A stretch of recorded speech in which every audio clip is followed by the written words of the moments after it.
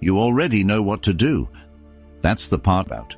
You've watched the videos, read the books, DAPs, and somewhere between the motivation and the Monday morning, it all fell apart. Again. Not because you're lazy, not because you're broken or weak, or somehow less capable than the people who seem to have it figured out. You fell off because you were entirely. Here's what they don't tell you. Consistency was never about streaks. It was never about the perfect morning routine, the unbroken habit tracker, or the willpower to never miss a day. That version of consistency is fragile. It shatters the moment life gets loud, and life always gets loud. The real game? It's about your comeback speed. How fast you return after missing a day. How quickly you silence the guilt and get back to work. How short the gap is between falling and rising. That's the muscle. That's the skill. And almost nobody is training it. This video is not about motivation. It's not about hacks or discipline routines or morning rituals. It's about something quieter and far more powerful. Rewiring the part of you that decides what happens after. Because you don't need to be perfect. You just need to come back. And you need to come back fast. Comment "come back" below if you've ever had to start over. You're in the right place. Let's start with something most people are too polite to say out loud. You've been here before. This exact moment, feeling that familiar pull to finally get serious, to reset, to start again. And here's the uncomfortable truth sitting underneath all of that. It's not the first time. It probably won't be the last. And deep down, some part of you is already bracing for the next fall before you've even started the climb. That's not pessimism, that's the pattern. And until you understand why the pattern exists, you'll keep living inside it. So let's talk about what's actually happening. Most people treat consistency like it's a character trait, something you either have or you don't. The consistent people are disciplined, driven, built differently. And if you fall off, it means something about who you are. It means you're not that kind of person. That story is seductive, and it's completely wrong. Consistency is not a personality. It's a skill, and like any skill, it has mechanics, specific places where things break down, predictable failure points that have nothing to do with your worth as a human being. The problem isn't you. The problem is that nobody ever showed you where the cracks are. Here's where the first one lives. Think about the last time you broke a streak. Maybe you missed a workout, skipped a day of writing, ate something off plan. What happened next? If you're like most people, you didn't just miss one day, you missed the week, then the month. You told yourself you'd restart on Monday. Monday came and went. Suddenly it's been 6 weeks and you're sitting in the exact same place you started. Psychologists call this the "what the hell" effect. You break one rule and your brain registers the plan as failed. What the hell? I already ruined it. Might as well go all in. One missed day becomes permission for total abandonment. One crack becomes the whole wall coming down. But here's what makes this even more insidious. The guilt that follows is often worse than the missed day itself. You're not just dealing with a skipped workout. You're now carrying a story. I always do this. I can't stick to anything. I don't have what it takes. That story has weight. It slows you down. It makes the gap between falling and returning longer and longer each time. And the longer the gap, the harder the return feels. This is the first real enemy of consistency, not the fall itself, but the meaning you attach to it. The moment you decide that missing a day says something permanent and damning about your identity, you've turned a small stumble into a full stop. There's a second crack worth naming here, and it might be even more common. You started with too much. Somewhere between the inspiration and the action, you built a system so perfectly optimized that it had no room for reality. The 5 a.m. wake-up, the 2-hour workout, the journaling, the meditation, the cold shower, the meal prep, all stacked on top of a full life that was already full. You weren't building a habit. You were building a monument to the person you imagined becoming. And the moment real life intervened, a bad night's sleep, a work deadline, a sick kid, a rough week, the whole monument cracked. Because monuments aren't built for weather. Systems are. The problem isn't your ambition. The problem is that you built for the best case you instead of the real you, and the real you lives in the messy middle of an unpredictable life. So you've got 2 compounding problems sitting here: the meaning you give to failure and the rigidity of the system that keeps breaking. These 2 things are feeding each other. And until you see them clearly, you'll keep rebuilding the same monument and watching it fall in the same storm. Now let's go deeper, because there's a 3rd layer. And this one is the one that keeps the whole cycle running. Here's the layer that most productivity content never touches. It's not your system that's broken, it's your identity. And until that changes, every new planner, every new streak, every fresh Monday start is just rearranging furniture in a house with a cracked foundation.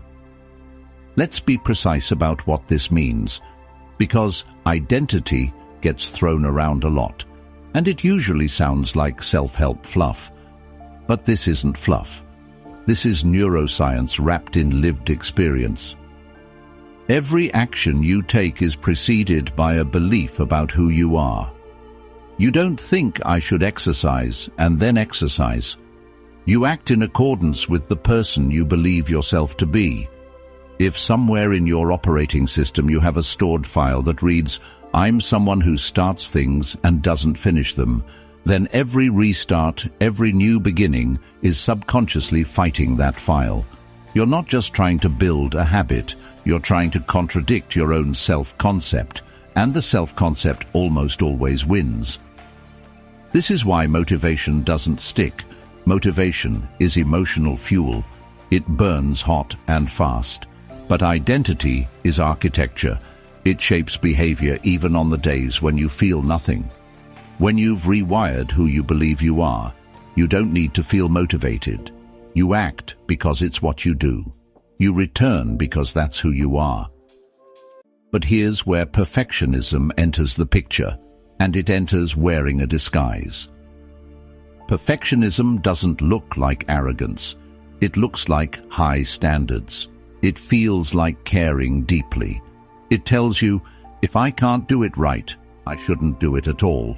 It tells you that a 10-minute workout doesn't count, that journaling 3 sentences is pointless, that showing up inconsistently is worse than not showing up at all.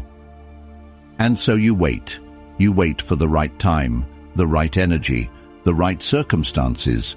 You wait for the version of yourself that's ready, the one who isn't tired, isn't overwhelmed, isn't human. That version never arrives because that version doesn't exist. Perfectionism at its core is avoidance with good posture. It keeps you from the discomfort of imperfect action by dressing up inaction as standards. And every day you wait for ready, the gap between you and your goals widens, not because you're not trying, but because perfectionism has convinced you that trying imperfectly is the same as failing. It isn't. Imperfect action beats perfect inaction every single time. Now, let's talk about streaks, because this one's going to sting a little. Streaks feel like discipline. The unbroken chain on the habit tracker, the X on the calendar, the dopamine of the running count. And there's real value in building momentum through visual continuity. But here's the hidden cost. When you make the streak the goal, you've made fragility the foundation. Because every streak will break. Every chain will have a missing link eventually. Life will intervene, and the longer your streak, the heavier its loss.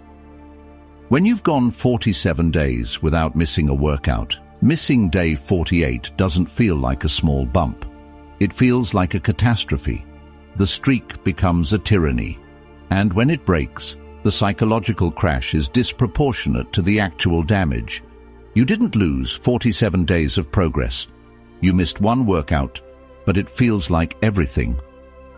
This is streak psychology, and it's secretly training you to be fragile instead of resilient. It rewards the unbroken run and punishes the human reality of occasional disruption. It makes the best-case scenario your baseline, so anything less feels like failure. What you need instead is a system that doesn't just survive disruption, but gets stronger because of it. Nassim Taleb called this anti-fragility, not resilience. Resilience just bounces back. Anti-fragility actually gains from disorder, a bone that heals stronger after a fracture, an immune system built by exposure, a consistency practice that uses every fall as training data instead of evidence of defeat. The question isn't whether you'll fall off. You will. Life guarantees it. The real question is, what does falling off teach you, and how fast do you come back? Because that's the actual skill. That's what separates the people who finally got consistent from the ones who are still waiting to start. The former didn't find more willpower, they just got faster at returning. And that speed, that comeback speed, is something you can deliberately train, which means it's time to stop agitating the wound and start building the cure. Everything you've heard up to this point has been diagnosis. Now comes the prescription. And the first thing to understand about the solution is this: it's not complicated. In fact, the simplicity of it is exactly why most people dismiss it before they try it. Because we've been conditioned to believe that meaningful change requires complexity, the right framework, the optimal schedule, the perfectly designed system. But complexity is often just perfectionism wearing a lab coat. The real system is simple, and it works because of that simplicity, not in spite of it. The first principle: shrink the return. When you fall off, the comeback doesn't need to be full force. It doesn't need to be a declaration. It doesn't need to match the intensity of what you were doing before you stopped. It just needs to happen. Fast, small, real. If you were working out for an hour and you miss 3 weeks, the comeback isn't a 2-hour session to make up for it. The comeback is 10 minutes, maybe 5.